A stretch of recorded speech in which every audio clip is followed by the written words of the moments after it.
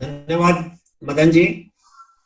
महाराष्ट्र प्रदेश की प्रथम कार्यकारिणी बैठक में इस जून सभागृह में मंच पर उपस्थित महाराष्ट्र प्रदेश के अध्यक्ष श्री किशन जी बंसाली, मदन जी मनियार, संजय जी सारडा, ओम जी बजाज, संस्था के अन्य पदाधिकारी गण, महाराष्ट्र प्रदेश सभा के पूर्व अध्यक्ष भाई सत्यनारायण जी लाहौटी, नारायण जी कलंत्री, सतीश जी चरखा, मधुसूदन जी गांधी, महासभा में मेरे सहयोगी भाई अशोक जी बंग, सुरेंद्र जी मानदना, सतीश जी चरखा, जुगल जी लोहिया, सुरेश जी केला, संजय जी मालपानी, महिला संगठन की अध्यक्षा बहन अनुसुईया जी, युवा संगठन के अध्यक्ष भाई हार्दिक जी एवं महाराष्ट्र प्रदेश सभा के सभी ज्येष्ठतम श्रेष्ठतम कार्यकर्तागण, सर्वप्रथम तो मैं आप सभी को मकर संक्रांति की शुभकामनाएं देता हूं।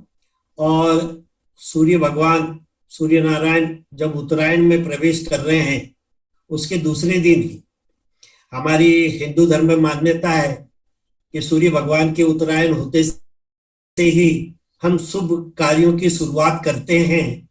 तो ठीक दूसरे दिन ही शुभ कार्यों में महाराष्ट्र प्रदेश सभा ने अपनी मीटिंग रखी और उसमें मुझे आमंत्रित किया। उसके लिए मैं सभी का साधुवाद व्यक्त करता हूं। कोरोना के कारण पिछले 2 वर्षों से फिजिकल मीटिंग नहीं हो पाई, ऐसा अभी प्रदेश सचिव मनियार जी ने बताया। और जो प्रदेश की रखी थी प्रत्यक्ष मीटिंग, वो भी ये तीसरे वेरिएंट के आने के कारण संभव नहीं हो पाई। मेरा भी मानना है कि बंसाली जी, मनियार जी, अगर कोरोना नहीं आया होता तो गत 2 वर्षों में शायद मैं भी, जो मेरा एवरेज है पिछले 40 साल का, उसको देखते हुए मैं कह सकता हूं कि मेरा भी कम से कम 40 से 50 बार महाराष्ट्र में भ्रमण जरूर हो जाता। तो हर बार के भ्रमण को अगर 1 मिनट का भी समझें तो उसी हिसाब से मेरे को समय देंगे भावना व्यक्त करने का, क्योंकि बंसाली जी ने 1-2 बार कहा है कि समय कम है करके। जूम मीटिंग है, हर 1-2 घंटे का ब्रेक करके मीटिंग रात भर भी चला सकते हैं, कल भी चला सकते हैं, मगर 50 भ्रमण की बातें मन में है। और महाराष्ट्र जैसे सबसे बड़े प्रदेश के कार्यकर्ताओं को जब संबोधित कर रहा हूं तो मेरे मन में कई बात आती। मैं महाराष्ट्र को इस ढंग से देखता हूं कि जैसे आप सभी को मालूम है कि मैं कभी अपने उद्बोधन की कोई प्रारंभिक तैयारी नहीं करता, कागज वगैरह नहीं रखता। बचपन से ही माँ सरस्वती का आशीर्वाद रहता है, तो मुक्त मन से अपनी भावनाओं को व्यक्त करता हूं। तो मेरा मानना है कि जैसे देश में उत्तर प्रदेश का एक बड़ा महत्व है, सबसे बड़े प्रदेश के नाते, सबसे बड़ी जनसंख्या होने के नाते, वैसे हमारे अखिल भारतवर्षीय माहेश्वरी महासभा और माहेश्वरी समाज में भी महाराष्ट्र प्रदेश के संगठन का अपना महत्व है। और 300-350 साल पहले से हमारे बुजुर्ग फोर फादर्स बैलगाड़ी में, ऊंट गाड़ी में राजस्थान से महाराष्ट्र में आए। यहाँ की जमीन अच्छी उर्वरक होने के कारण उन्होंने खेती से अपनी शुरुआत की, फिर छोटे छोटे व्यापार से आज गांव-गांव में, बड़े शहरों में अच्छे बड़े उद्योगपति भी बने। और प्रोफेशनल लाइन में, विशेष करके सीए में और डॉक्टर्स में माहेश्वरी बंधुओं ने बहुत अच्छी सफलता प्राप्त की। स्वभाव के कारण सभी स्थानीय लोगों के साथ में घुल मिलने की प्रवृत्ति माहेश्वरी समाज में रही। जैसा कि कहते हैं कि दूध में शक्कर मिल जाती है, उसी तरह हमारे लोग अन्य परिवारों के साथ मिलते रहे। और सभी जगह महाराष्ट्र में देखा गया, विशेष करके वेस्टर्न महाराष्ट्र में और मराठवाड़ा क्षेत्र में, कि हमारे लोग इतनी अच्छी मराठी बोलते हैं कि किसी मराठी भाई को भी संकोच हो उनसे बात करके। और अनेक परिवारों में तो पति पत्नियों की भी मैंने मराठी में बातचीत करते हुए देखा है। सेवा के गुण या जीन्स मैं कहूं, शुरू से ही माहेश्वरी समाज में थे। इसलिए राजस्थान से आने के बावजूद भी तुरंत लोगों में घुल मिलकर अपनी सेवा के जो जीन्स हमारे में थे उसका प्रभाव दिखना शुरू हुआ।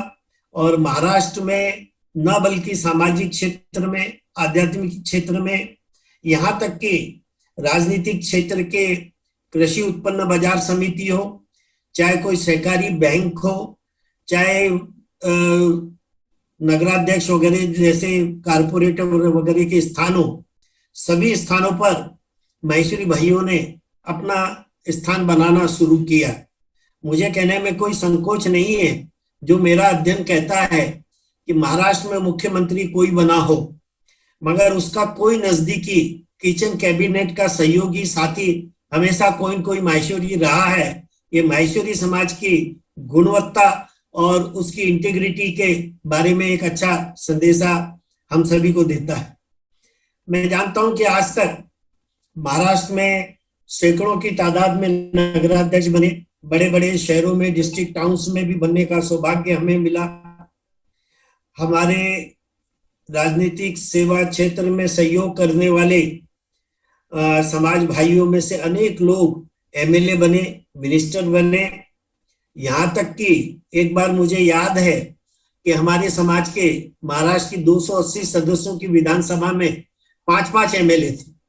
आज की तारीख में भी अगर हम देखेंगे तो हमारे समाज के 3 एमएलए हैं। राजस्थान में जहां से हम निकले वहां 2 ही एमएलए हैं और महाराष्ट्र में 3 एमएलए हैं। वैसे भी अगर देखें तो राजस्थान में हमारी जो जनसंख्या है उससे ज्यादा जनसंख्या समग्र महाराष्ट्र में। हमने हमारे महासभा के विधान के हिसाब से भले ही विदर्भ और बंबई को अलग कर रखा है, मगर महाराष्ट्र में 28,200 परिवार, विदर्भ के 13,000 परिवार और बंबई के अगर 5,300-500 परिवार अगर हम गिने तो हमारी संख्या 46,500 से ज्यादा महाराष्ट्र में होती है, जो कि पूरे राजस्थान से ज्यादा है। और निश्चित रूप से अपने सेवाभावी गुणों के कारण जब से महाराष्ट्र में आए, स्थानीय लेवल पर चाहे वो मंदिर हो, धर्मशाला हो, गौशाला हो, संस्कृत पाठशाला हो, कॉलेज हो, ऐसे भी माहेश्वरी समाज के लोगों ने बड़े लेवल पर निर्माण किए और जनोपयोगी अनेक योजनाओं में हर स्थान पर भाग लिया। आज भी अगर आप देखेंगे पूरे महाराष्ट्र में हर जगह पर माहेश्वरी समाज की कोई न कोई ऐसी संस्था जो शिक्षा क्षेत्र में सहयोग प्रदान कर रही है, या आध्यात्मिक क्षेत्र में या मेडिकल में कोई बड़ी सेवाएं दे रही है। विभिन्न धर्मशाला, भवन तो करीब करीब सभी स्थानों पर है, ऐसा मेरा मानना है।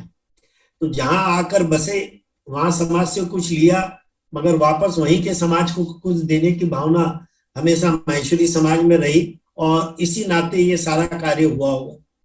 मेरा मानना है कि माहेश्वरी समाज बेसिकली संवेदनशील समाज है। हर एक की पीड़ा में तुरंत वो संवेदनशील होता है और तुरंत एक्ट करता है।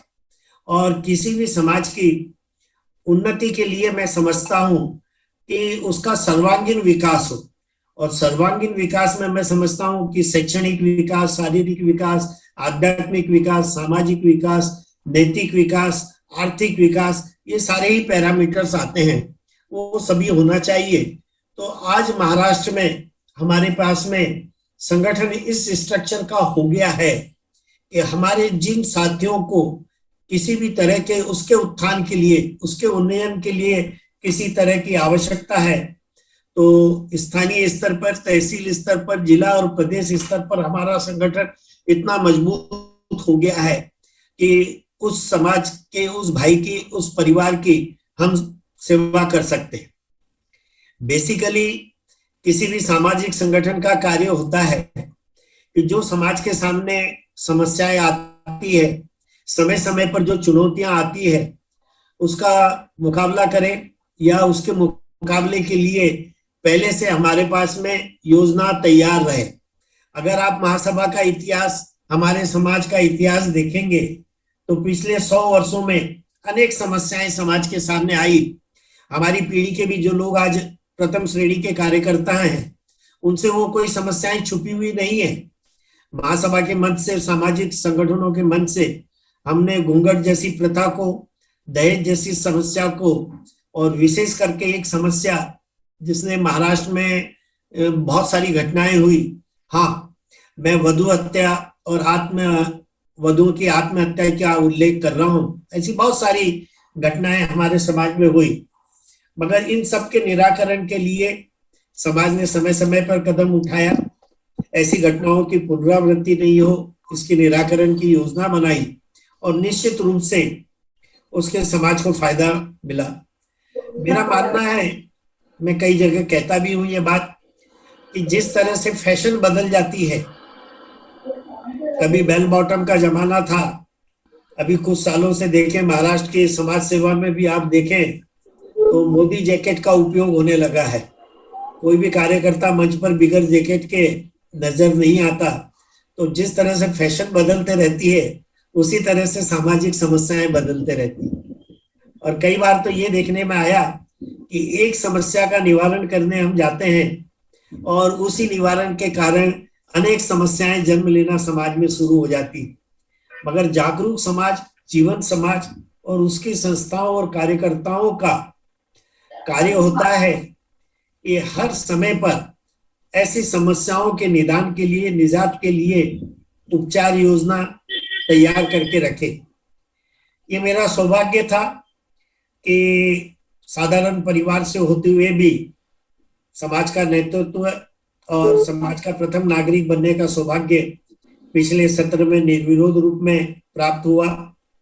गत सत्र में महासभा की जो योजनाएं लागू की गई, क्योंकि मन में युवा संगठन का जब अध्यक्ष था तभी से ये बातें ध्यान में थी कि अगर समाज में व्यापक परिवर्तन लाना है और व्यापक लाभ समाज के हर घटक को अगर देना है तो हमारा इंफ्रास्ट्रक्चर बड़ा होना चाहिए। अगर इंफ्रास्ट्रक्चर बड़ा नहीं होगा तो हम वो लाभ लोगों तक नहीं पहुंचा पाएंगे। और उस इंफ्रास्ट्रक्चर को बड़ा करने के लिए हर समाज भाई का, हर समाज के परिवार का समाज के प्रति लगाव बढ़ाने के लिए आपने देखा कि गत सत्र में जोधपुर अधिवेशन आयोजित किया गया। क्योंकि महाराष्ट्र में से सबसे ज्यादा पार्टिसिपेशन था, इसलिए मुझे कुछ बताने की जरूरत नहीं है। मगर ये जोधपुर अधिवेशन ने हमारे समाज के इंफ्रास्ट्रक्चर को बढ़ाने में बहुत सहयोग दिया। और महाराष्ट्र के भाइयों का, मैं कह सकता हूं कि राजनीति में और राजनीतिक लोगों से क्या संबंध था, ये भी जोधपुर अधिवेशन में सारे देश भर के समाज को और देश भर के अन्य समाजों को भी पता लगा। जब अतिथि के रूप में, उद्घाटक के रूप में केंद्रीय मंत्री नितिन जी गडकरी, महाराष्ट्र के दबके मुख्यमंत्री देवेंद्र जी फडणवीस और राजनीतिक तीसरी स्पीकर के रूप में सुमित्रा जी जरूर लोकसभा की अध्यक्षा थी, इंदौर से सांसद थी, मगर बेसिकली अगर आप देखेंगे तो उनका भी ओरिजिन, उनके परिवार का भी ओरिजिन महाराष्ट्र से ही है। तो अगर आप देखेंगे कि जोधपुर अधिवेशन में भी जिन राजनेताओं ने हमको संबोधित किया वो तीनों ही महाराष्ट्र से जुड़े हुए थे। और महाराष्ट्र से जुड़े हुए थे इसलिए माहेश्वरी समाज से, और माहेश्वरी समाज का अन्य समाजों की सेवा के लिए उसकी क्या गुणवत्ता है इसकी जानकारी थी। और इसलिए उनके उद्गारों ने उस जोधपुर अधिवेशन में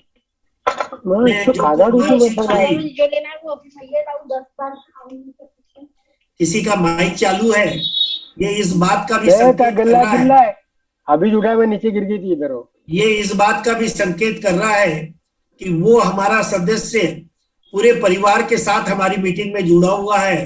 तो ऐसे सदस्य का भी बहुत बहुत अभिनंदन।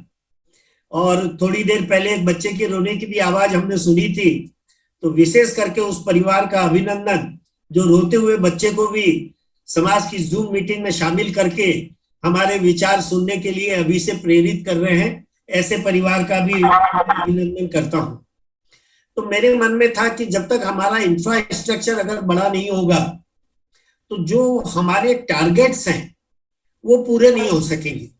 जब बड़े टारगेट अचीव करने रहते हैं तो हमारे पास संसाधन भी बड़े होने चाहिए, सेवा के लिए जुड़े हुए हाथ भी उसी संख्या में होना चाहिए, जब भी हम उस तरह की सेवा कर सकते हैं। और निश्चित रूप से मैं आप सबका ध्यान आकर्षित करना चाहूंगा कि पिछले सत्र से हमारा इंफ्रास्ट्रक्चर बड़ा हो, हमारी सेवा का माध्यम हर परिवार तक, हर उस परिवार के उस सदस्य तक जिसको समाज के संगठन की आवश्यकता हो वहां तक पहुंचे। उसमें 3 कार्य मैं गिना सकता हूं कि उस प्लेटफॉर्म को मजबूत बनाने के लिए, उस इंफ्रास्ट्रक्चर को गढ़ने के लिए हमने पिछले सत्र में किए। एक था हमारा सोशो इकोनॉमिक डाटा, एक हमारा था ABMM माहेश्वरी रिलीफ फाउंडेशन के साथ में और भी 3 ट्रस्टों का गठन, और अभी इसी सत्र में बंबई मीटिंग में हमने निर्णय लिया था हमारा ई-पत्रिका जारी करना। मैं बड़े गर्व से आप सब भी कह सकते हैं, अपने शहरों में अपने अन्य समाज के मित्रों को भी आप देखेंगे कि हमारे इतने समय से ये सारे प्लेटफॉर्म तैयार करने के बावजूद भी आज भी कोई अन्य समाज इस लेवल तक नहीं पहुंच गया।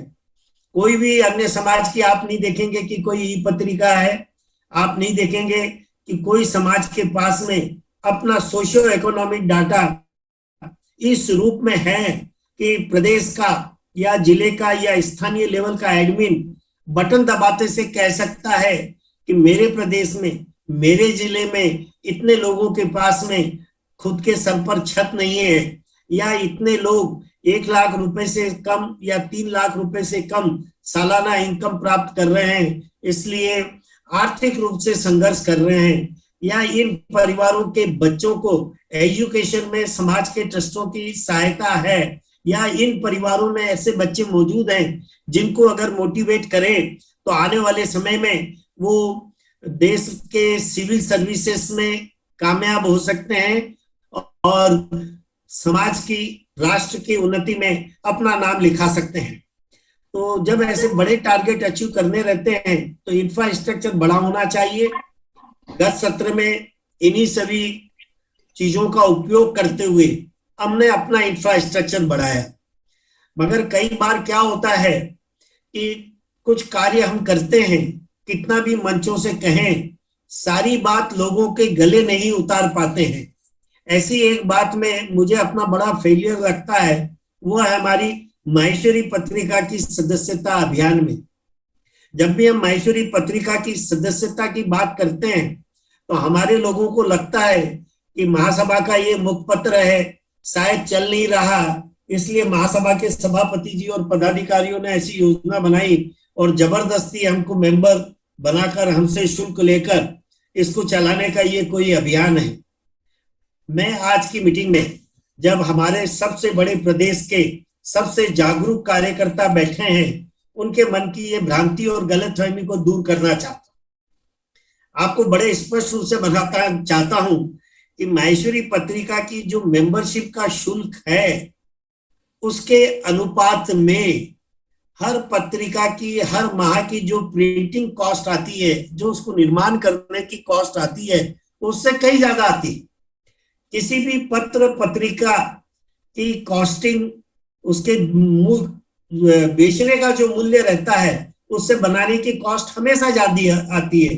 भले ही वो न्यूज़पेपर ले लें या किसी भी तरह की पत्रिका ले लें, किसी भी पत्रिका की कॉस्टिंग, जो उसका सेल वैल्यू है, वो कभी भी उसके बनाने की कॉस्ट से ज्यादा कम होती है।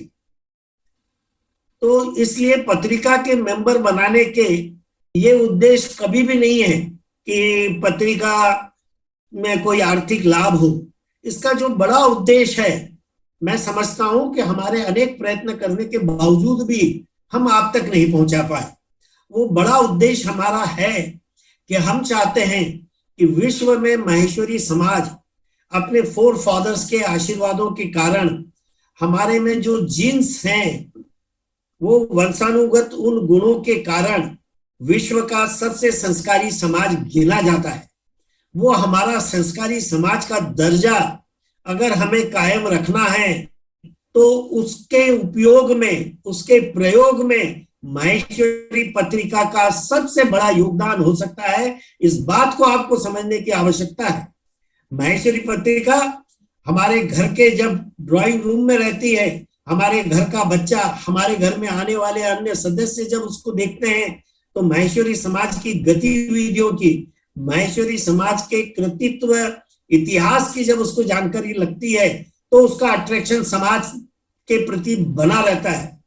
मेरा तो कहना है कि जो यानी ऑब्जर्वेशन है कि जैसे अभी इंटरकास्ट मैरिजेस की बहुत बड़ी हवा समाज में चल रही है, हम सब इससे निजात पाने की समस्याओं के लिए अनेक उपाय करते हैं, अनेक संतों के भी प्रवचन हम आयोजित करते हैं, मगर उन सबसे भी ज्यादा लाभ अगर हमारे समाज के इंटरकास्ट मैरिजेस रोकनी है तो हमारे सारे घरों में माहेश्वरी पत्रिका हमारे ड्राइंग रूम में टेबलों पर रहनी चाहिए। हमारे विकसित होते हुए बच्चों को, युवाओं को वो पत्रिका नियमित उसका पाठ कराना चाहिए, तभी उनका समाज के प्रति अट्रैक्शन बना रह सकता है।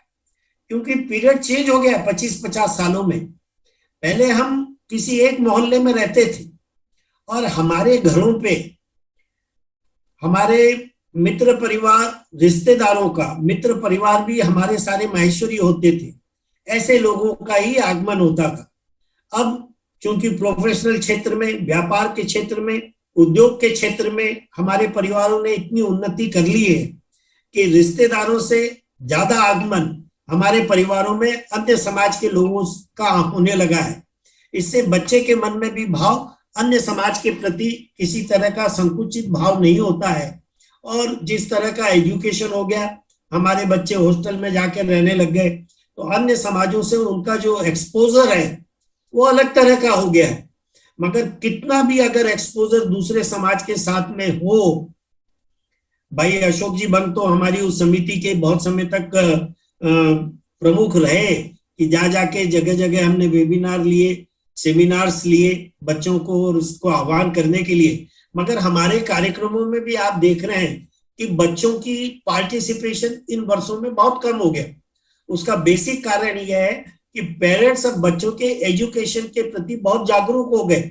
अगर समाज का कोई कार्यक्रम है, सभापति श्याम जी सोनी भी अगर किसी शहर गांव में आ रहे हैं, अगर वो सिगरी नूता रहता है भोज के साथ भी, तब भी परिवार के बच्चे वहां पर नहीं होते, क्योंकि पेरेंट्स ही साथ में नहीं लाते। वो ये बोलकर कि तेरी एग्जाम है, तेरे को ये करना है, तू वहां क्या करेगा करके एक समाज की दूरी का निर्माण हमारे कार्यकर्ता और एक भूल के रूप में हमारे सारे परिवारों में चल रही है। इस कारण से हमारा समाज क्या है, समाज की गतिविधियां क्या है, समाज के आदर्श कार्य क्या है, ये सारी बातें आज की युवा पीढ़ी तक हम नहीं पहुंचा पा रहे हैं। और ऐसे में मैं समझता हूं कि माहेश्वरी पत्रिका हर घर के ड्राइंग रूम में रहना हमारे संस्कारों के निर्माण करने के लिए, और एक मैं समझता हूं कि बच्चों का समाज के प्रति आकर्षण बनाए लेने के लिए बहुत आवश्यक है। तो अब अगली बार जब महाराष्ट्र प्रदेश के कार्यकर्ता अपने अपने इलाके में माहेश्वरी पत्रिका की मेंबरशिप ड्राइव को लेके जाए, अभी मदन जी कह रहे थे महाराष्ट्र जैसे 28,000 परिवार के समूह से हमारी ई पत्रिका के लिए या पत्रिका के लिए कोई 3 लाख रुपए की राशि शोभा नहीं देती। शोभा तो ये देता है कि 28,000 परिवार में से एक संकल्प लेके आज की मीटिंग में नए वर्ष पर एक संकल्प लिया जाए कि आने वाले वर्ष में जो 12,000 की मेंबरशिप माहेश्वरी पत्रिका की पूरी देश भर में है, वो 12,000 की मेंबरशिप महाराष्ट्र प्रदेश सभा अपने प्रदेश में करके बतावे। ऐसे संकल्प लेना पड़ता है, और जब हम ऐसे संकल्प लेंगे तभी तो भविष्य में आने वाली समस्याओं की जो चुनौतियों के लिए एक प्लेटफॉर्म हमको बनाना है वो हम तैयार कर पाएंगे। भविष्य की जो समस्याएं हैं, भविष्य की जो चुनौतियां हैं, वो हम में से किसी से छुपी हुई नहीं है। आज संयुक्त परिवार में बिखराव, आज टूटते हुए दाम्पत्य के कारण सारे ही मतलब युगल हमारे जिस तरह के अगर कहें कि संबंध विच्छेद की घटनाएं हमारे सामने आ रही है, जिस तरह से सगाई और विवाहों के बीच में सगाई टूटने के परसेंटेज हमारे सामने आ रहे हैं, वो हम में से हर कार्यकर्ता को किसी भी तरह से परेशान कर सकता है, उद्विग्न कर सकता है। और मेरा मानना है कि समाज की जो सोच है, अभी इन सालों में जैसे हमने एक विकास लिया कि भाई आर्थिक विकास, मगर आर्थिक विकास के साथ में हमारा सामाजिक विकास, हमारा नैतिक मूल्यों के प्रति आकर्षण अगर कायम नहीं रहा और आने वाली समस्याओं से समाज को निजात कराने की योजना अगर हमारे पास में कार्यरत नहीं रही, तो मैं समझता हूं कि हमारे मूलभूत ढांचे में के साथ ही हम अन्याय करेंगे, ऐसा मुझे लगता है। तो इसके ऊपर ध्यान देना चाहिए। मेरा आपको आह्वान है कि आपकी आज 1-1.5 दिन जो मीटिंगें चले, उसमें विभिन्न जो आपने समितियां बनाई हैं, उसके माध्यम से ये तय करना चाहिए कि ये आने वाली समस्याओं के निदान की क्या कार्य योजना हो सकती है। क्योंकि मैं हमेशा कहता हूं कि महाराष्ट्र हमारा एक लेबोरेटरी प्रदेश है। कोई भी बड़ी योजना लाने के पहले हम उसमें महाराष्ट्र में लागू करना चाहते हैं। वो इसलिए करना चाहते हैं कि यहाँ बड़े जिले भी हैं, इंडस्ट्रियलाइजेशन भी हुआ है, और छोटे छोटे गांव में भी कई ऐसे गांव मैं जानता हूं कि मराठवाड़ा क्षेत्र में कई ऐसे गांव होंगे जहां हर चौथा पांचवा मकान एक माहेश्वरी का है करके। तो यहाँ पे जो हम हमारा पायलट प्लांट महाराष्ट्र में अगर लगाते हैं तो उसके रिजल्ट्स दूसरे प्रदेशों के लिए भी हमारे पास में तैयार होते हैं। इसलिए आवश्यकता है, आप सबसे मेरा आह्वान रहेगा कि आपने मेरी बात को अगर सुना है तो आज कुछ ऐसे संकल्प लें, चाहे वो ई पत्रिका हर परिवार तक पहुंचाने का कार्य हो, चाहे एबीएमएम संपर्क में बचे हुए पैरामीटर्स हो। भाई संजय दहाड़ के नेतृत्व में अनेक जगह सोशियो इकोनॉमिक डाटा के लिए बहुत अच्छा कार्य पिछले वर्ष भर में किया गया, मगर आवश्यक है कि जो अब हमारा एजेंडा है, फोकस सेवा का एजेंडा हमारा है। हम चाहते हैं कि किस काम के लिए किन परिवारों तक हमको पहुंचना है, उसके लिए सारे पैरामीटर भरने की आवश्यकता है। यानी कुछ परिवारों ने तो अभी तक अपनी तहसील, गांव, जिले ये तक नाम नहीं लिखे हैं। आर्थिक योजनाओं के लिए इनकम का स्लैब, हाउस का स्लैब, मेडिकल का स्लैब जरूरी है, मगर हमारे सामाजिक विकास के लिए परिवार के हर सदस्य का डेट ऑफ बर्थ और एजुकेशन भी बहुत जरूरी है। कल समझे हम किसी कार्य के लिए या हमारी योजना में ये बात रहे कि इस तरह के मोटिवेशनल स्पीकर को बुलाकर हमारी 15 से 20 साल की बच्चों को हमको वहां पर आमंत्रित करना है, या उस मोटिवेशनल स्पीच में इस उम्र की बच्चों की आवश्यकता है, तो हमारे परिवार के हर सदस्य की डेट ऑफ बर्थ रहेगी, तब तो बटन दबाते से संजय जी दहाड़ आपको देंगे कि महाराष्ट्र भर में 15 से 20 साल की बच्चियां इन परिवारों में उपस्थित है और उनके मोबाइल नंबर ये है। कल अभी जैसे 4 दिन पहले छत्तीसगढ़ में एक परिचय सम्मेलन हुआ। महाराष्ट्र में भी नियमित रूप से परिचय सम्मेलन होते हैं, मगर पहली बार छत्तीसगढ़ प्रदेश ने एबीएमएम संपर्क का फायदा उठाकर किन परिवारों में विवाह योग्य बच्चे और बच्चियां हैं उनसे संपर्क किया और उन सारे बच्चे बच्चियों को रजिस्ट्रेशन कराया परिचय सम्मेलन में। तो बनिस्बत की एक परिचय सम्मेलन का पूरे प्रदेश में पैम्पलेट के रूप में या सोशल मीडिया के रूप में प्रचार हो, उसकी जगह हमें पता रहना चाहिए कि इतने विवाह योग्य लड़के और लड़कियां हैं और उनका कंपलसरी रजिस्ट्रेशन हमारे आने वाले परिचय सम्मेलन में हो। ये हमारा टारगेट होना चाहिए। जब तक ऐसे टारगेट लेकर संगठन काम नहीं करेगा तो मेरे को लगता है कि एक शो का कार्य ही हो जाएगा कि बस ठीक है हम अध्यक्ष बने।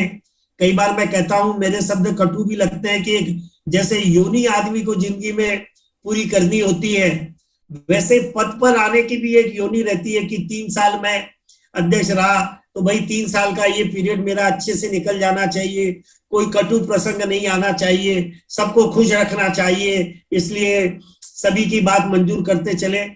ये कार्य मैं तो ठीक नहीं मानता, क्योंकि मेरा मानना है कि जब तक समाज का नेतृत्व सही बात करने से, सही बात कहने से परहेज करेगा, जैसे कोई अगर वैद्य और डॉक्टर उपचार के लिए अगर परिवार को सही बीमारी नहीं बताएगा, सही परहेज नहीं बताएगा, तो उस मरीज का जैसे उपचार अच्छे से नहीं हो सकता है, इसी तरह से अगर समाज का कार्यकर्ता किस परिवार में किस तरह की बीमारी है, किस गांव में किस तरह की बीमारी है, हमारे भी कई सदस्यों को, चाहे वे कार्यकारी मंडल के सदस्य हो, पदाधिकारी हो, वो किस अहम भाव में, किस अहंकार की भावना में किस तरह की बीमारी पाल रहे हैं, इसका अगर सही वर्णन नहीं करेंगे तो मैं समझता हूं कि हम समाज की सही रूप में सेवा नहीं कर रहे।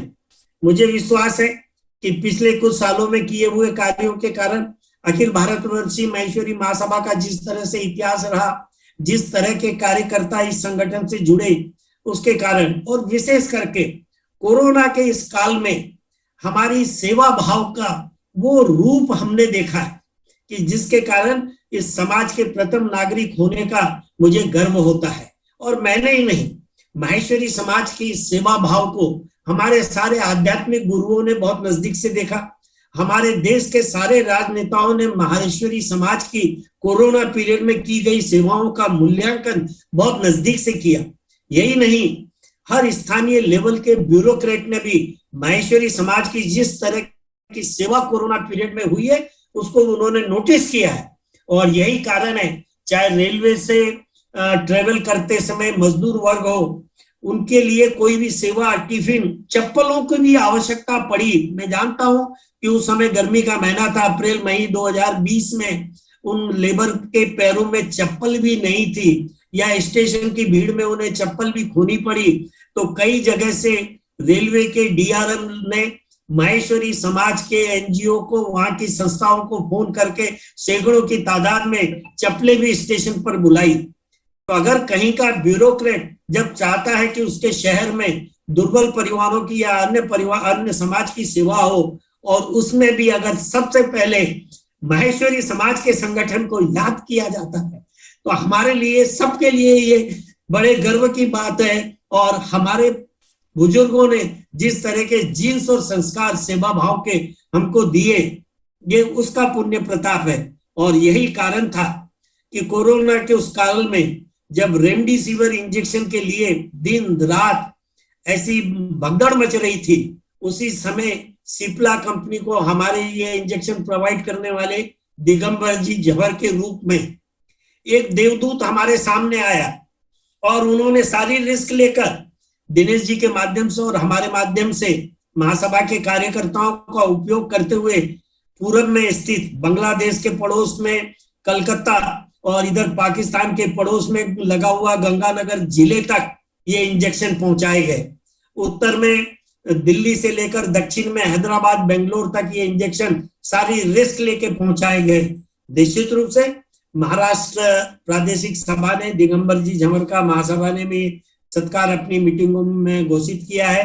प्रत्यक्ष रूप से डॉक्टर झंवर साहब का मेरा मिलना आज तक भी नहीं हुआ, मगर उस कोरोना काल में निकटे ही उनसे संपर्क दिन में 2-2 बार होता था। और दिगंबर जी झंवर ही नहीं, अनेक ऐसे सामाजिक कार्यकर्ता, करीब 25 सामाजिक कार्यकर्ताओं का अनेक क्षेत्रों में माहेश्वरी समाज का गौरव बढ़ाने के लिए आज महाराष्ट्र प्रदेश के अध्यक्ष ने उन नामों का यहाँ घोषणा की है। मैं महासभा के सभापति के रूप में सभा में उपस्थित होंगे या अनुपस्थित भी होंगे, तो इन सभी लोगों का साधुवाद व्यक्त करता हूं और समाज को ये गौरवमयी स्थान दिलाने के लिए आप सबका अभिनंदन करता हूं।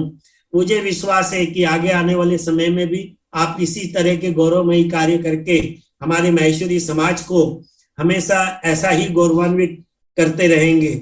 मुझे लगता है कि सेवा क्षेत्र में जिस तरह के नाम आपने पढ़े, विशेष करके मैं रामनिवास जी माननानी हमारे अभिन्न मित्र हैं वर्षों से महासभा के माध्यम से, और विशेष करके महासभा की एक जो योजना है हॉस्टल रूपी, उस योजना को रामनिवास जी माननानी ही देश भर में देखते हैं। वो आज मैं मंगला भाभी का और रामनिवास जी का भी महासभा की तरफ से अभिनंदन करना चाहता हूं कि आप दोनों ने मिलकर एक निर्णय लिया और एक ऐसी राशि जिसके कारण आने वाले समय में महाराष्ट्र के उन सारे होनहार बच्चों के एजुकेशन के लिए या कभी भी आपदा का कोई ऐसा कार्य आवे। मैं देख रहा हूं कि जब से एबीएम में माहेश्वरी रिलीफ फाउंडेशन बना, हमने बनाया तो इसको देश भर की आपदाओं के लिए, मगर 2-3 साल में हर समय आपदा का कहना पड़े सामना महाराष्ट्र को ही करना पड़ा।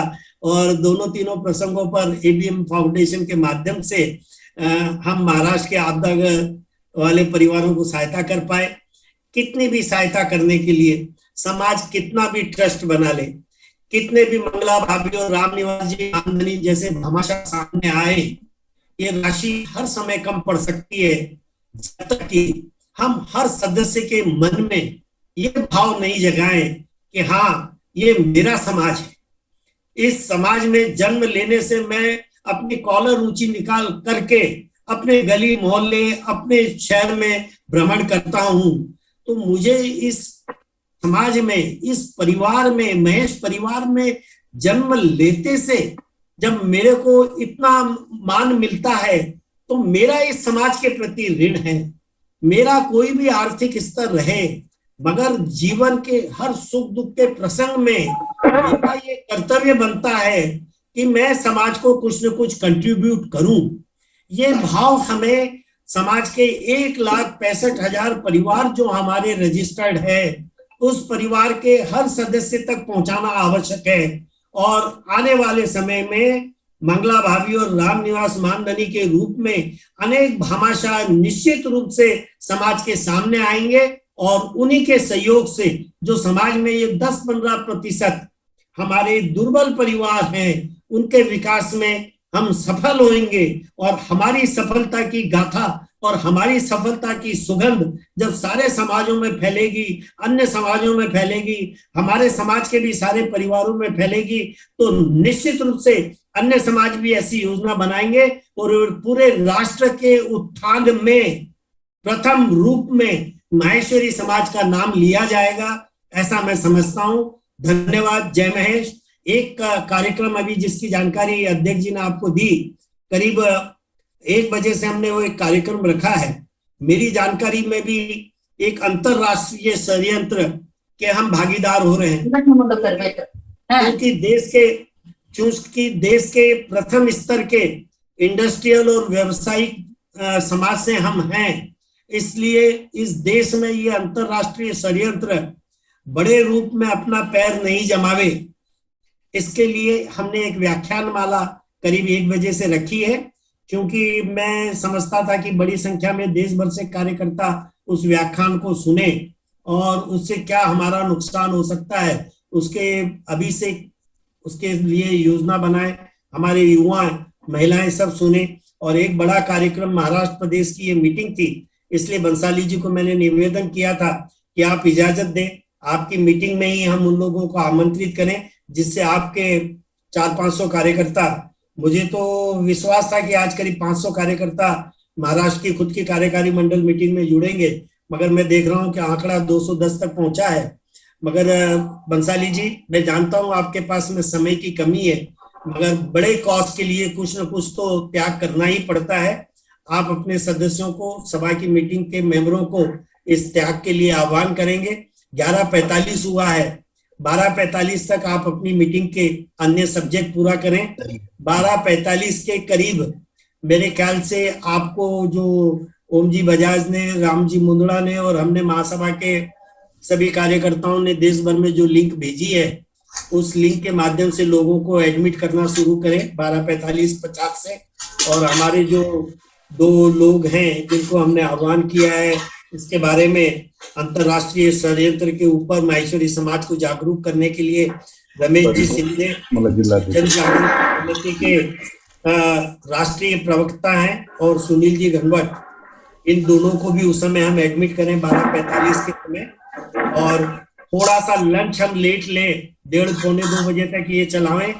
बंसाली जी और मनियारी जी से आह्वान है कि जो 2 बजे से लंच के बाद में आप मीटिंग शुरू कर रहे थे, उसे फिर जब ये हो जावे कार्यक्रम, उसके बाद में उसे 2:45 से आप अपने लंच के बाद की मीटिंग की शुरुआत करें। और आपने मेरी बात को सुनकर त्वरित इस कार्यक्रम को आपकी मीटिंग में रखने का प्लेटफॉर्म उपयोग करने का सुविधा दी, उसके लिए भी मैं आपका साधुवाद व्यक्त करता हूँ। पुनश्च महाराष्ट्र के हर कार्यकर्ता को अपनी इस बात से संकेत करके समाप्त करना चाहूंगा कि महाराष्ट्र प्रदेश का एक उज्जवल इतिहास रहा है। ओंकार नाथ जी मालपाणी, स्वर्गीय ओंकार नाथ जी मालपाणी, श्री राम कुमार जी मर्दा और अभी हमारे साथी सत्यनारायण जी लाहौटी, नारायण जी कलंत्री, सतीश जी चरका, मधु जी गांधी और वर्तमान सत्र में श्री किशन जी बंसाली जैसे लोगों का नेतृत्व महाराष्ट्र प्रदेश सभा को प्राप्त हुआ।